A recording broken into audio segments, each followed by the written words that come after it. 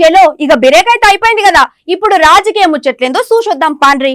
ఒక నెల రోజుల ముందు చెప్పినాం, పోయిన వారం కింద ఒకసారి చెప్పినాం, మొన్న 3 రోజుల కింద చెప్పినాం, నిన్న చెప్పినాం, మళ్ళీ ఇయ్యాల ఓ పారి చెప్తాం. అయ్యో అంత చెప్పినాం గాని అస్సలు ముచ్చట చెప్పలేదు కదా. రాజకీయ ముచ్చట కదా, ఏదో ఒకటి గమ్మత్తున్నదిలే.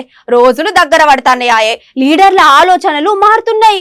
ఈ ముచ్చట అంతా నిన్నటి వరకు చెప్పుకున్నాం, కానీ ఇయ్యాల మనం చెప్పుకోవాల్సిన ముచ్చట ఇంకొకటి ఉన్నది.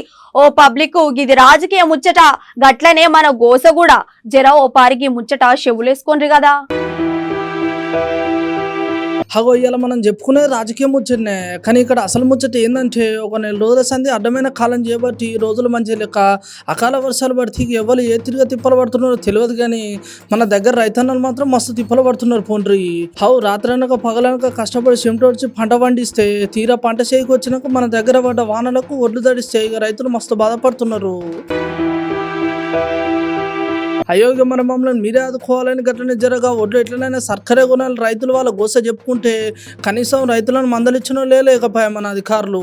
ఇక ఇట్లా చెప్పుకుంటూ పోతే చాలా ఉన్నాయి. మరి చాలా మంది రైతులు చాలా రకాలుగా రోడ్ల మీదకి వచ్చి వాళ్ళ నిరసనలు తెలుపుతున్నారు, అయినా కూడా మందలిచ్చిన లీడర్లే లేకపోయే. గిట్లనే ఒక రైతు కూడా ఎండకు ఎట్లనైనా ఇక సర్కరే న్యాయం చేస్తారని చెప్పేసి తిరిగి దండలు చేసి ఎండ దెబ్బ కాయంతో జీవే ఇడ్చేసిండు. పోన్రి సూచనారులో ఏ తిరుగునో వీళ్ళ తిప్పలు రోజు రోజుకి మన దగ్గర రైతుల పరిస్థితి చాలా దారుణంగా మారిపోతున్నాయని చెప్పుకోవచ్చు. 3 పూటలు బువ్వ పెట్టి రైతులకు కూడా గిట్లా న్యాయం చేయకపోతే ఎన్ని సార్లు అని అడుగుతున్నారు ముచ్చటిన పబ్లిక్.